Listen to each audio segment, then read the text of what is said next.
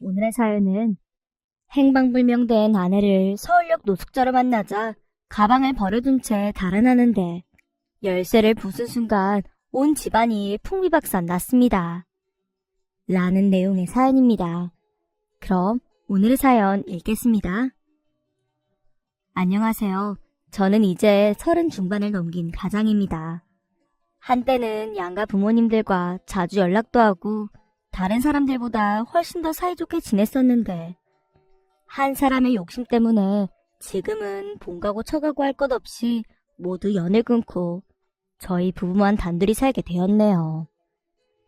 돈이란 게 참 무섭더라고요. 물론 저도 대학을 졸업하고 돈을 벌기 위해 취직했고 결혼할 때도 집을 구할 때도 늘 그놈의 돈이 문제였죠. 하지만 아무리 돈이 궁해도 남의 돈을 빼앗겠다는 생각은 한 적이 없었는데 어느 날 저희 집에 생긴 거액의 돈과 그로 인해 풍비박산 나버린 저희 집안의 얘기를 해드리고자 합니다.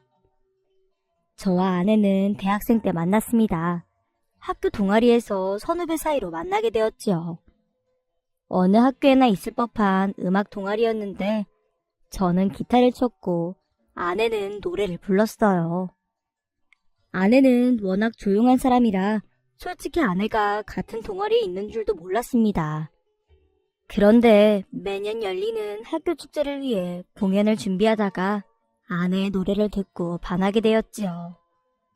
평소에는 그렇게 조용하던 아내가 마이크를 잡으면 천사 같은 목소리로 노래를 불렀거든요. 그래서 저는 공연 다음날 아내에게 고백을 했고 우리는 그렇게 서로 사랑하는 사이가 되었습니다. 아내는 대학생 때부터 조용하고 내성적인 걸로 유명했어요. 어디 가서 눈에 띄는 미인은 아니었지만 적어도 제 눈에는 너무나 사랑스러운 사람이었는데 어찌나 말수가 없고 조용한지 아내가 다니는 학과의 여자라고는 아내를 포함해서 단 3명뿐이었는데도 아내에게 다가오는 남학생이 없었을 정도였습니다. 하지만 저는 그 조용한 모습 안에 숨겨진 아내의 마음을 알고 있었기에 아내를 사랑할 수 있었고 졸업 후 취직해서 자리를 잡자마자 결혼까지 하게 되었네요. 우리는 전형적인 맞벌이 부부였습니다. 저희가 다닌 대학이 엄청 유명한 대학은 아니었지만 각자 전공한 학과가 모두 전문 직종이어서 비교적 쉽게 취업이 됐거든요. 아침에 일어나면 부랴부랴 출근 준비를 하고 퇴근한 뒤에 식탁에 앉아 맥주 한 캔을 마시는 게 저희 부부의 낙이었어요. 서로가 서로를 너무 사랑해서 워낙 빨리 결혼한 탓에 아이는 조금 뒤로 미뤘지만 둘이서 함께 보니 돈도 빠르게 모였고 뭐 하나 걱정할 게 없던 시절이었죠. 저희 부부가 마음 편히 생활할 수 있었던 건 양가 부모님의 덕도 컸습니다. 저희 아버지는 평생 공무원 생활을 하시면서 5급으로 정년퇴직을 하신 분인데 성품이 너그럽고 느긋하신 편이었습니다. 저희 어머니도 아버지와 비슷한 성격이셨죠. 솔직히 주변에서는 두 분이 너무 느긋하셔서 좀 답답하다고 할 정도였는데 그런 두 분의 성격 덕분인지 아내에게 무척 관대하셨어요. 그리고 그건 장인 장모님도 마찬가지셨습니다.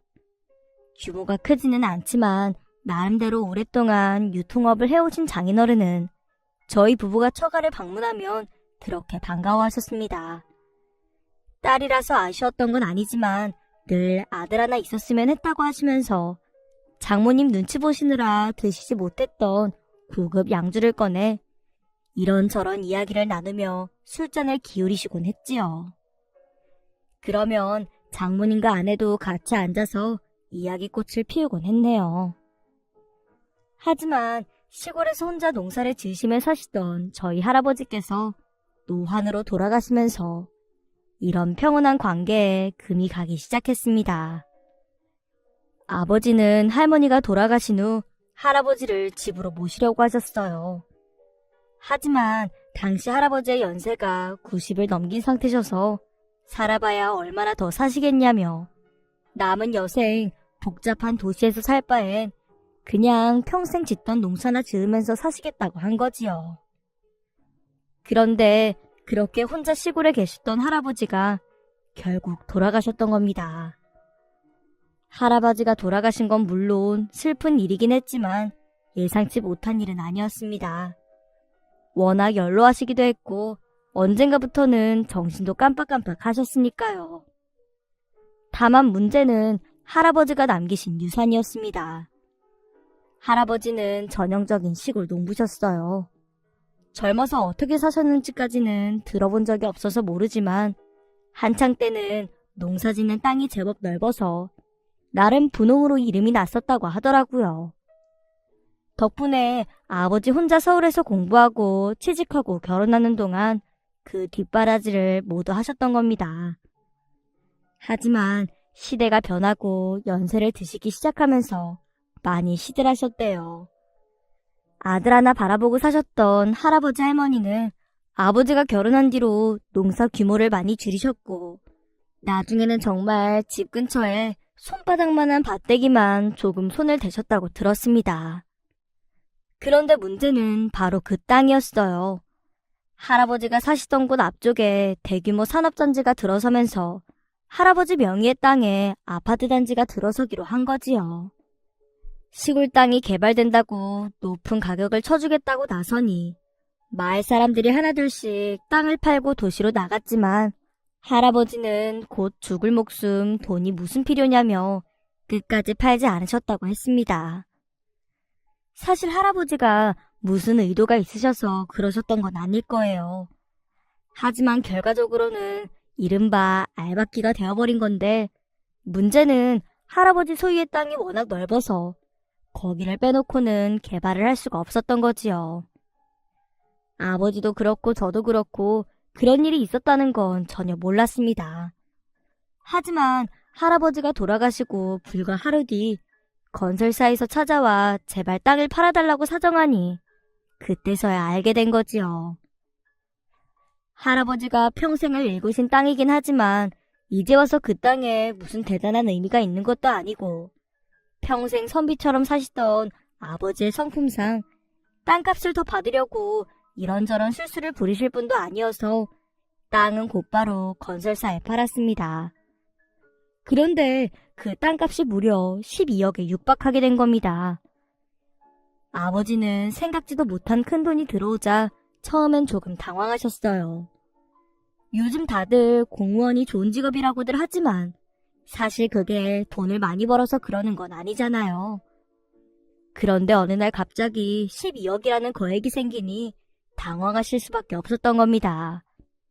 하지만 저까지 출가한 마당에 딱히 돈 들어갈 것도 없었고 공무원 연금만으로도 충분히 생활하실 수 있었기 때문에 할아버지의 유산으로 받은 돈은 그대로 은행에 넣어두셨던 거지요.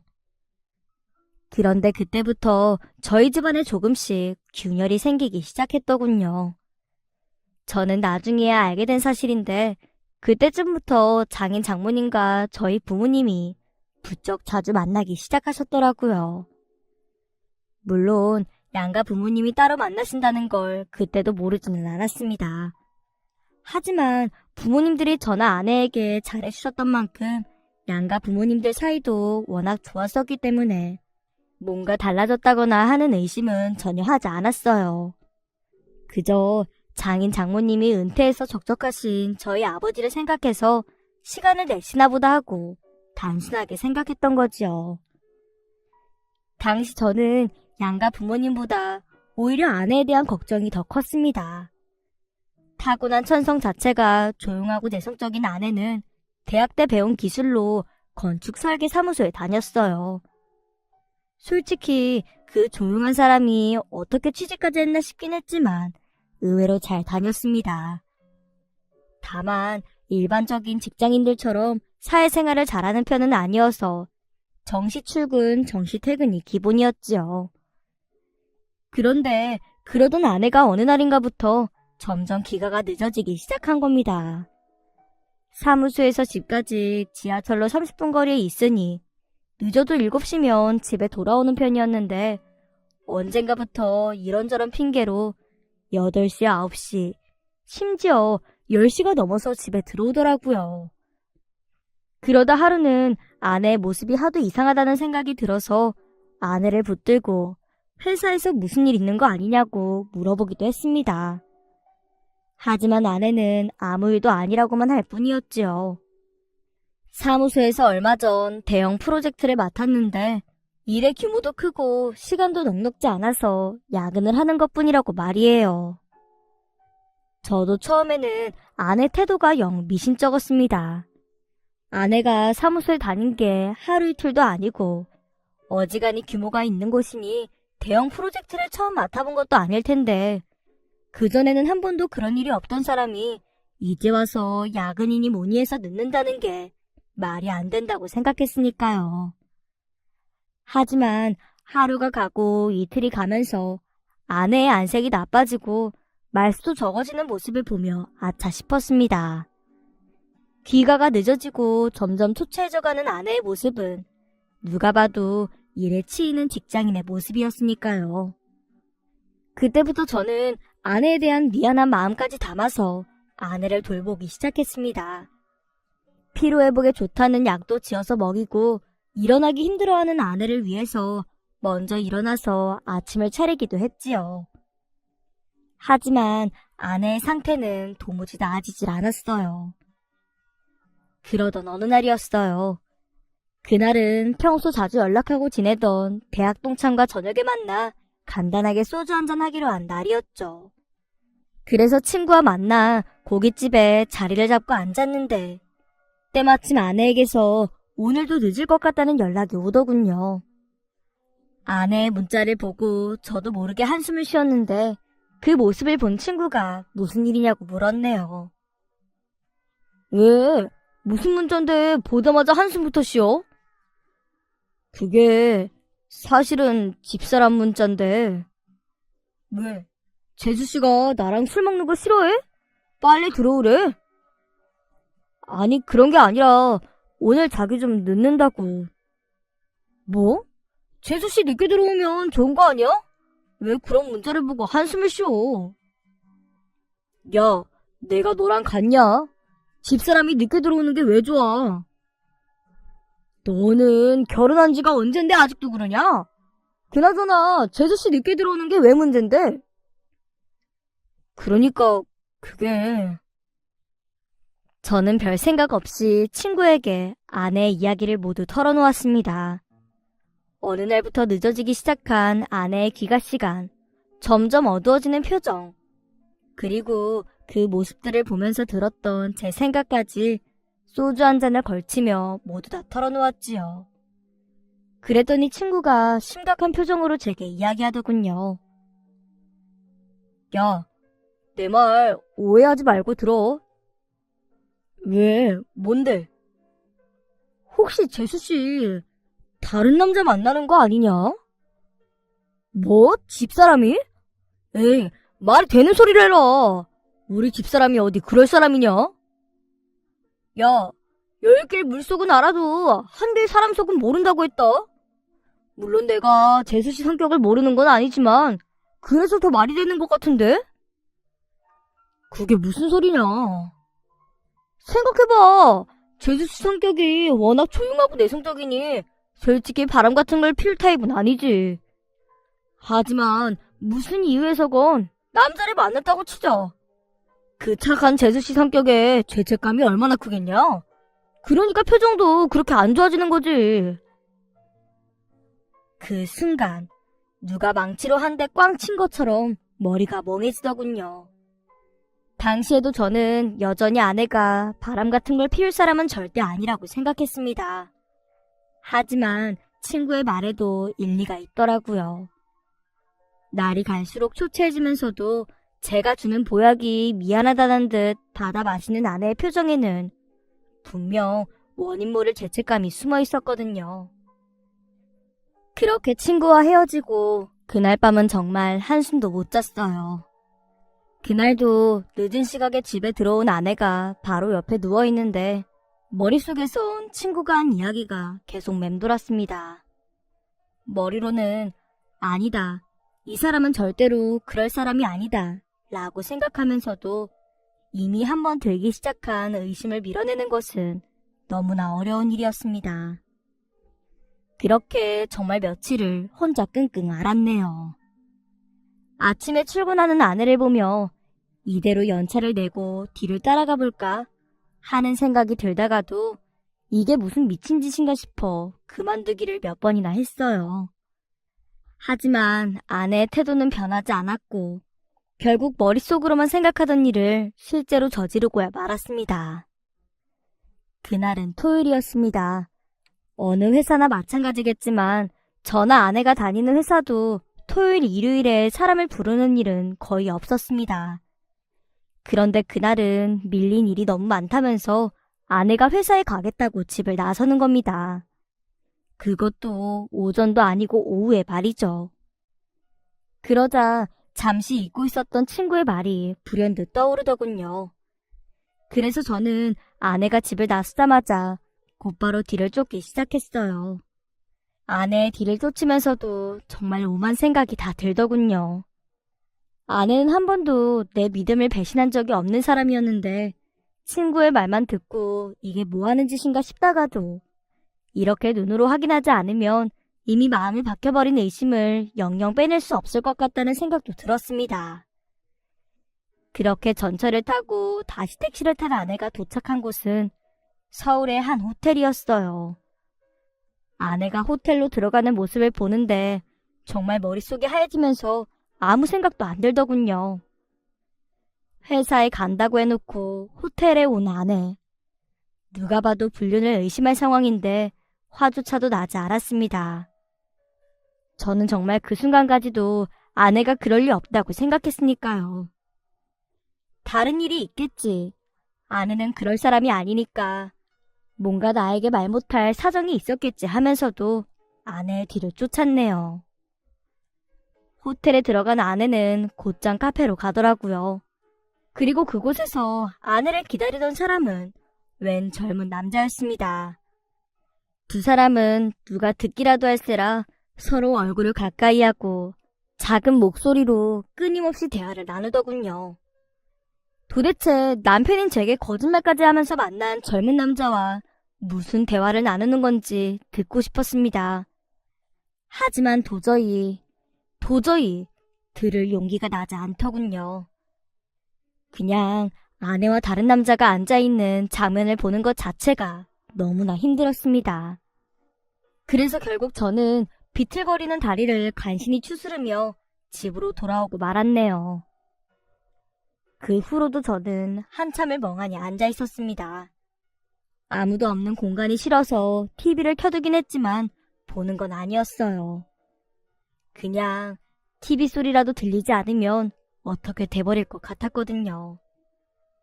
그러자 얼마 후 아내가 집으로 돌아오더군요. 아내는 TV를 켜놓고 보지도 않은 채 멍하니 소파에 앉아있는 절 보더니 놀라서 달려왔습니다. 자기야? 당신 표정이 왜 이래? 무슨 일이 있어? 그 순간 저도 모르게 눈물이 주르륵 흘렀습니다. 그건 분노도 뭣도 아니었어요. 그냥 눈물이 났습니다. 그러자 아내가 제 눈물을 보고 화들짝 놀라더군요. 왜 울어? 당신 정말 무슨 일 있어? 왜 그래? 말 좀 해봐. 당신 오늘 어디 갔었는지 알아? 그러자 제 말을 들은 아내는 스위치가 내려간 로봇처럼 덜컥 멈췄습니다. 그 남자는 누구야? 왜 나한테 회사에 간다고 해놓고 거기 간 거야? 도대체 이게 다 무슨 일이냐고. 저는 한 번 입을 열기 시작하자 가슴을 턱 막고 있던 뜨거운 분노가 화산처럼 폭발하기 시작했습니다. 회사 일 때문이라며. 집에 늦게 들어오는 것도 주말에 나가는 것도 다 회사 일 때문이라며. 그런데 그게 다 다른 남자 때문이었어? 그게 다 바람을 피운 거였냐고. 어떻게 네가 나한테 이럴 수 있어? 난 정말 끝까지 널 믿었는데. 아니야 자기야. 나 당신 두고 바람 같은 거 피운 적 없어. 그건 정말 아니야. 내 눈으로 똑똑히 봤는데 뭐가 아니야. 나 당신만은 그럴 리가 없다고 생각했어. 그래서 믿었고. 그래, 그 남자가 그렇게 좋았어? 나한테 죄책감을 느끼면서도 계속 만나고 싶을 만큼 좋았냐고. 그러자 아내는 털썩 무릎을 꿇더니 눈물을 주룩주룩 흘리며 이야기하더군요. 아니야. 정말 아니야. 나 그 남자랑 아무 사이도 아니야. 자기야, 제발 나 좀 믿어줘. 그럼 뭔데? 그 남자가 도대체 누군데 나한테 거짓말까지 해가면서 만난 건데? 아내는 눈물까지 흘리며 불륜이 아니라고 하면서도 끝내 그 남자가 누군지는 이야기해주지 않더군요. 아마 예전이었다면 아내의 그런 모습에서 뭔가 말 못할 사연이 있겠다고 생각했을 겁니다. 하지만 당시 저는 이미 아내를 믿을 수 없게 된 상황이었고 어떤 것도 귀에 들어오지 않았어요. 왜 말을 못해? 불륜이 아닌데 왜 말을 못하냐고! 제 추궁에도 아내는 그저 눈물만 뚝뚝 흘릴 뿐이었습니다. 불륜이 아니라면서 끝내 입을 다무는 아내의 모습을 보고 있자니 불같이 타오르던 분노가 급기야 얼음장처럼 차갑게 식어버리더군요. 그래, 말하기 싫으면 말하지 마. 그래도 난 당신을 끝까지 믿었는데 이제 우리 사이엔 믿음 같은 건 웃기는 소리가 되어버렸나 봐. 그리고는 무릎을 꿇은 아내를 내버려 두고 집을 나왔습니다.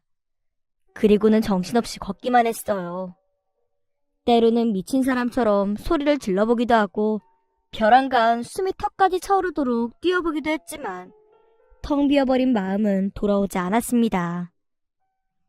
그런데 그렇게 정처 없이 길을 걷다가 자정이 되어서 집에 돌아와 보니 아내의 모습이 보이질 않았습니다. 순간 생각이 들어 찾아보니 작은 여행 가방 하나도 같이 없어졌더군요. 그제야 저는 아내가 집을 나갔다는 것을 알게 되었네요. 하지만 한동안은 아내를 찾지 않았습니다. 찾고 싶지도 않았고 찾을 용기도 없었기 때문이었어요. 불륜은 아니라고 말하면서도 끝까지 무슨 일이 있었는지는 말해주지 않는 아내를 다시 만나봐야 제 마음만 찢어질 것 같았거든요. 그래서 술을 마셨습니다. 잔에 따라 마시고 할 것 없이 그냥 들이부었어요. 완전히 만취하지 않으면 정말 자꾸 그날의 아내 얼굴이 떠올라 정신이 나가버릴 것 같았거든요. 그렇게 한 일주일을 술만 마시다 문득 주변을 돌아보니 모든 것이 엉망이 돼 있더군요. 돌보는 사람이 없으니 집안꼴은 난장판이었고 회사 일은 회사 일대로 엉망진창이었지요. 그러다 번쩍 정신이 들었습니다. 그때는 왜 그랬는지 모르겠는데 더 이상 이렇게 살아서는 안 되겠다는 생각이 들었던 겁니다. 그래서 난데없이 청소기를 들어 집안을 청소하고 엉망이 된 몰골을 정돈하고 이발까지 깨끗하게 했지요. 그리고 그제야 저는 깨달았어요. 나는 아직 아내를 사랑하고 아내와 이혼할 생각이 전혀 없다는 것을 말이죠. 그때부터 저는 아내를 찾아다니기로 마음먹었습니다. 아내는 워낙 내성적인 사람이라 알고 지내는 사람이 많지 않았어요. 그래서 제가 아는 아내의 지인들에게 모두 연락해서 아내의 행방을 물었습니다. 하지만 아는 사람이 하나도 없더군요. 그래봐야 달랑 3명뿐이었지만 더 찾아볼 방법은 없었네요. 당연히 회사에도 찾아갔습니다. 하지만 아내는 한 달짜리 병가를 냈다고 하더라고요. 그러면서 회사에 찾아온 저를 의아하게 보면서 몰랐냐고 되묻길래 그대로 돌아올 수밖에 없었습니다. 그렇게 지피는 곳들 죄다 뒤져도 아내를 찾지 못하고 저는 결국 처가를 찾을 수밖에 없었어요. 솔직히 처가는 제일 먼저 찾아가고 싶었습니다. 변변한 지인이 없는 아내가 갈 곳이라고는 처가밖에 없었기 때문이죠. 하지만 그런데도 제일 먼저 찾지 않은 건 혹시나 하는 마음 때문이었어요. 만약 처가에도 아내가 없다면 그때는 정말 아내를 잃어버리는 거나 다름없었거든요.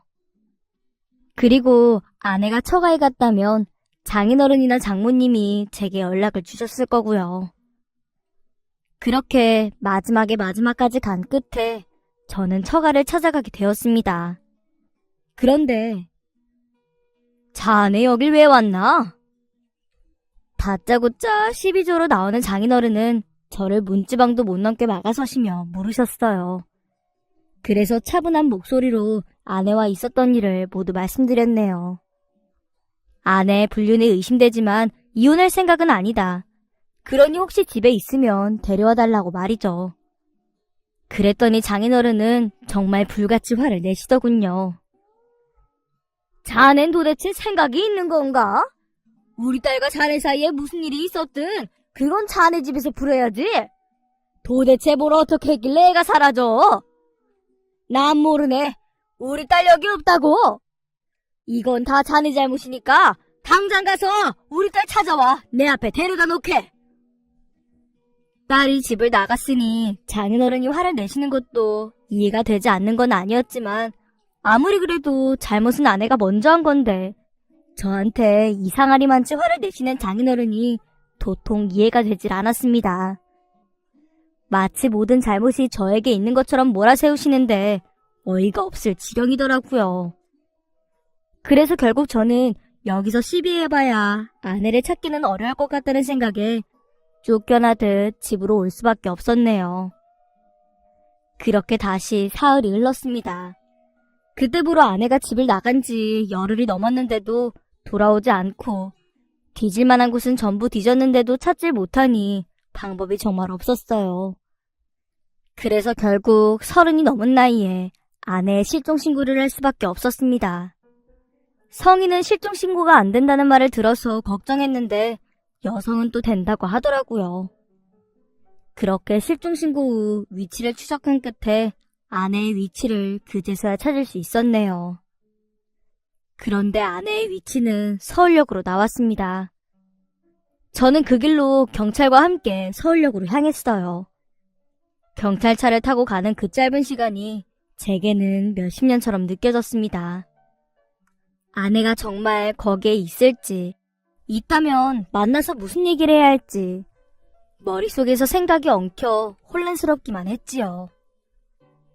그렇게 경찰과 함께 서울역에 도착했는데 두리번거리며 찾을 것도 없이 아내를 발견하고 말았네요. 아내는 나갈 때 들고 갔던 여행 가방을 부둥켜 안은 채 역 앞에서 노숙자 생활을 하고 있었어요. 그 모습을 보니 가슴에서 뭔가 철렁 내려앉은 것 같은 기분이 들더군요.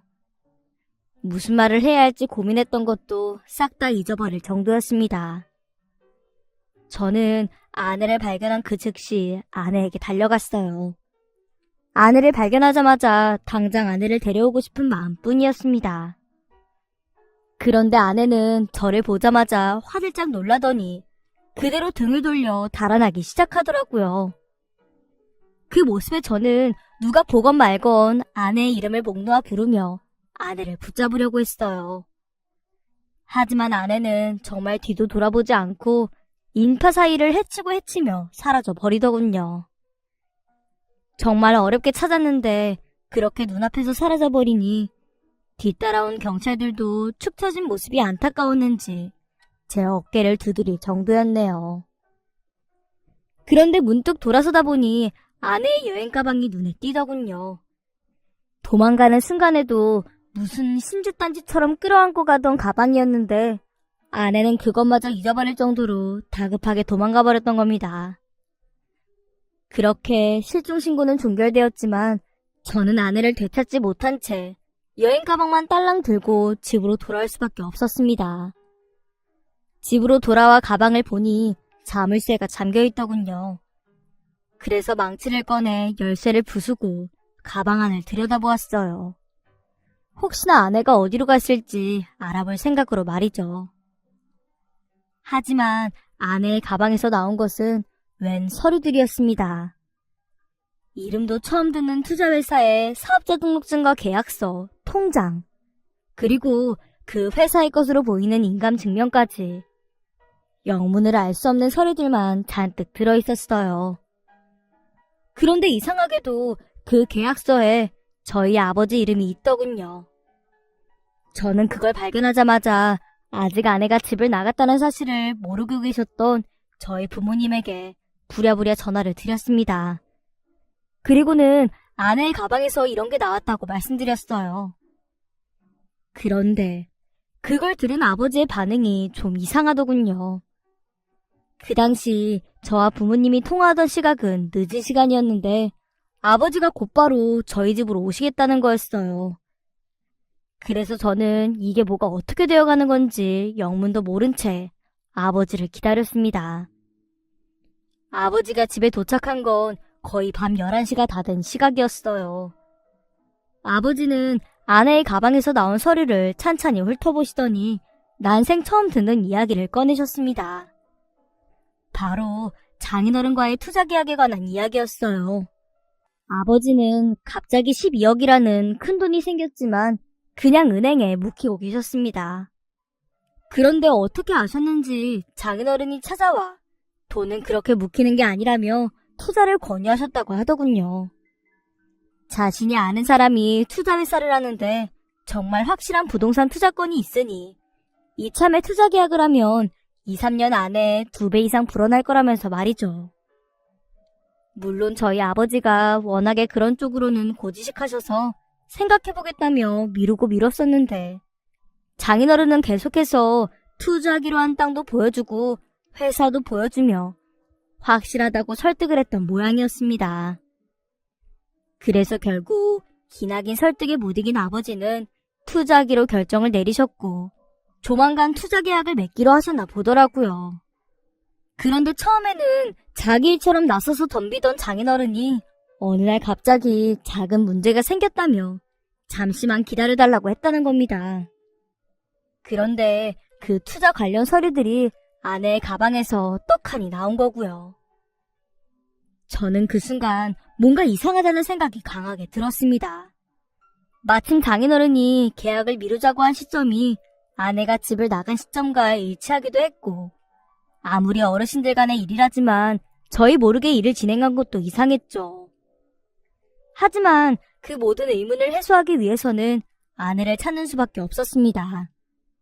그래서 저와 아버지는 그 길로 경찰서를 찾아가 모든 것을 사실대로 털어놓고 다시 한번 위치 추적을 부탁했어요.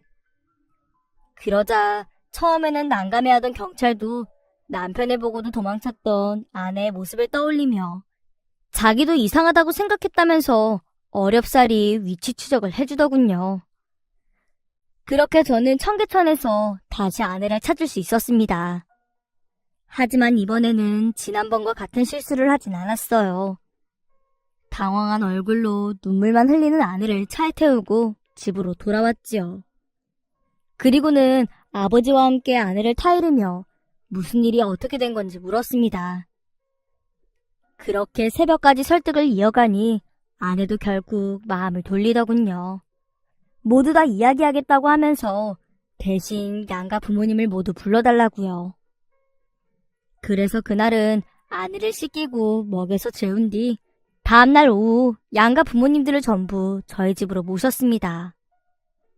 그날 방 한쪽에는 여전히 내막을 몰라 궁금해하는 저희 식구가 있었고 다른 한쪽에는 어째서인지 얼굴이 울그락불그락하는 장인어른과 현관에서부터 눈물을 펑펑 쏟으시며 들어오신 장모님이 있었습니다. 그렇게 모두 모인 가족을 본 아내는 잠시 고민하는 듯 하더니 담담한 목소리로 그동안 숨겨왔던 사실을 털어놓기 시작했어요. 그런데 아내의 입에서 나온 말들로 인해 온 집안은 그야말로 풍비박산이 나고 말았네요. 아버님이 큰돈을 물려받게 되셨다는 걸 아신 저희 아버지가 아버님께 사기를 치셨던 거예요. 그 투자회사는 가짜회사예요. 계약을 체결하고 돈을 받으면 그대로 잠적하실 생각이셨던 거죠.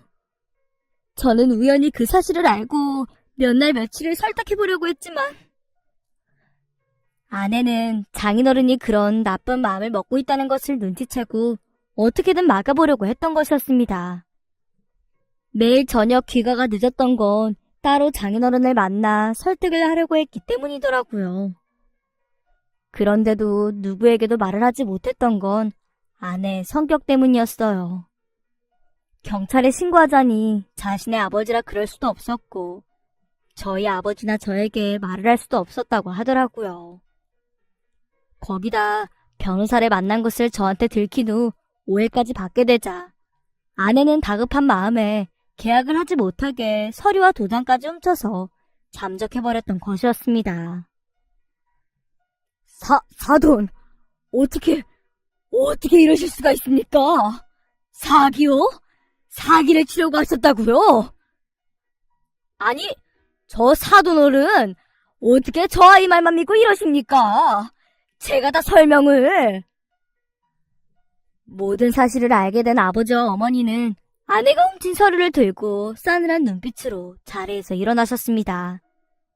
장인어른은 당황한 얼굴로 어떻게든 붙잡으려고 하셨지만 이번엔 장모님이 나서시더군요.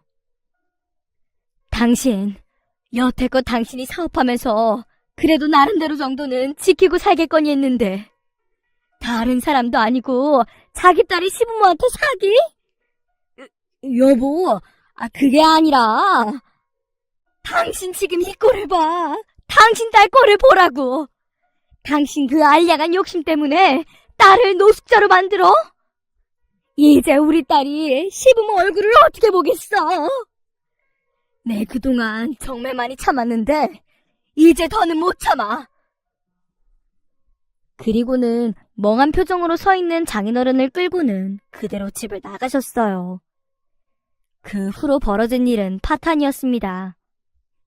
아버지는 정말로 장인어른을 사기죄로 고발하셨어요. 증거야 차고 넘치는 상황이었으니 따로 시비할 것도 없었지요. 이후 장모님은 저희 집에서 하신 엄포대로 곧바로 장인어른과 이혼하셨습니다. 그리고 거기서 끝이 아니었어요.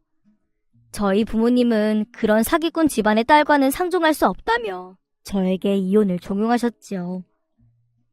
하지만 저는 차마 그럴 수 없었어요. 자식된 도리로 부모님의 말씀을 따르는 게 맞겠지만 홀로 그 모든 죄를 감당하며 노숙까지 했던 아내를 내버려둘 수가 없었거든요. 그렇게 저는 부모님과 절연하고 말았습니다. 그런 일이 있었던 게 벌써 1년 전이네요.